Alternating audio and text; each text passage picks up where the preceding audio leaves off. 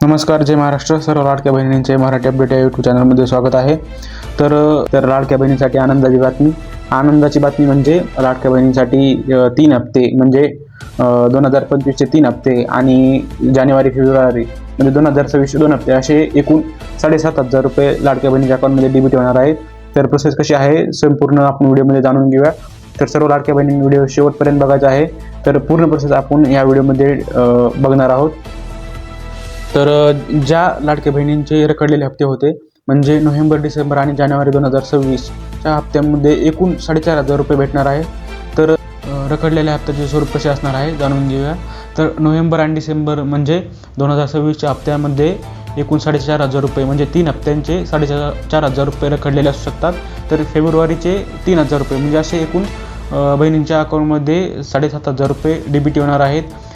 ज्या बहिणींचे KYC म्हणजे EKYC एक अगोदर झालेली आहे त्या महिलांना घाबरण्याची गरज नाही. त्या महिलांच्या अकाउंटमध्ये 7,500 रुपये म्हणजे तीन हप्ते 2025चे आणि 2 हप्ते 2026चे एकत्रितरित्या अकाउंटमध्ये डेबिट होणार आहे.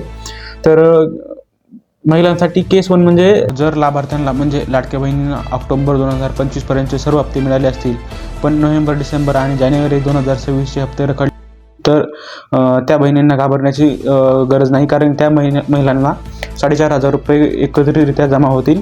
पण फेब्रुवारीचा हप्ता वेगळा जमा होईल. तर ज्या महिलांना नोव्हेंबर 2025चे एकही हप्ता भेटला नाही किंवा KYC पूर्ण झाली असेल तरी हप्ता भेटला नाही तर त्या महिलांना 4,500 रुपये प्लस फेब्रुवारी आणि जानेवारीचे 2 हप्ते एकत्रितरित्या 7,500 रुपये त्या महिलांच्या अकाउंटमध्ये जमा होणार आहे.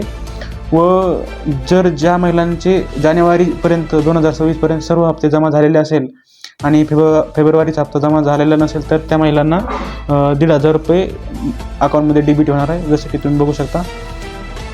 तर ज्या महिलांचा EKYCची समस्या होते अशा अनेक लाभार्थ्यांना EKYC पूर्ण करण्यासाठी किंवा एरर असलेल्या पेमेंट थांबले असेल तर त्यांना पुन्हा सुधारणा करण्यासाठी चान्स भेटलेला आहे.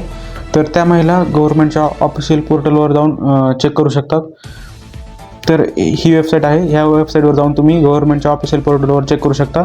EKYCची किंवा काही तांत्रिक अडचण असेल तर ते प्रॉब्लेम तुम्ही तिथून चेक करू शकता. तर महिलांना सर्वांना असा DBTचा मेसेज येणार आहे, तुम्ही पाहू शकता. तर एवढंच होतं या व्हिडिओमध्ये.